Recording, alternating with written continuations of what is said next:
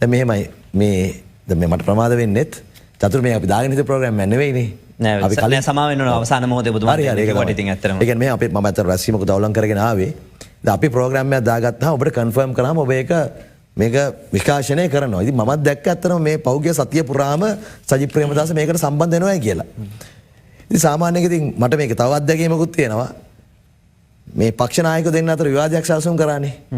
හරිද? ඒ විවාද සැලසුම් කරන්නේ ජාතික ජනබලයේ පැත්තෙන් මට තමයි සම්බන්ධීකරණය බාර දුන්නේ. අප්‍රේල් දාන්නකෝ මැයි දාන්නකෝ අන්න හරි. එහෙම දැන් දැම්මා ඊට පස්සේ අපි දින 8ක් දුන්න එක සැරේක මෙන්න මේ දින 8ෙන් එකක් කියන්න කියලා. ඒ හැම එකක්ම එදා කිව්වෙත් මේ වගේම තමයි වැඩ වැඩි ස්කෝල් වල වැඩ තියෙනවා අරක වැඩ තියෙනවා මේක තියෙනවා කියලා කිව්වා. පොඩක් මගේ නෑ මගේ වටේ මම කියන්න දෙන්නකෝ දැන් කොහොමද ආවේ නෑනේ. එදත් ආවේ නෑ අදත් ආවේ නෑ. දැන් ආයේ එදා ආපු නැති එකට මම කර හේතුවක් කිව්වා. දැන් අද ඒකට මොකක්වත් කියන්න බෑ. ඊට පස්සේ අපි කිව්වා හරි.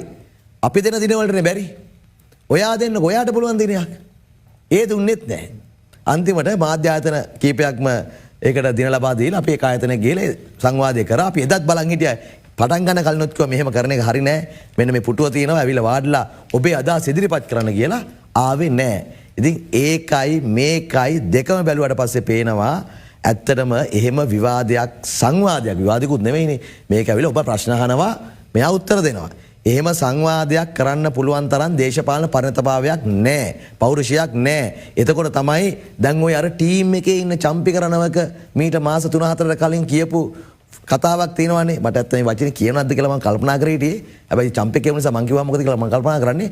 චම්පික කිව්වා ලාමක ටින්ටින් කිව්වා. චින්තනයක් තියෙන කිව්වා. හරිද? පෞරුෂයක් නැහැ කිව්වා.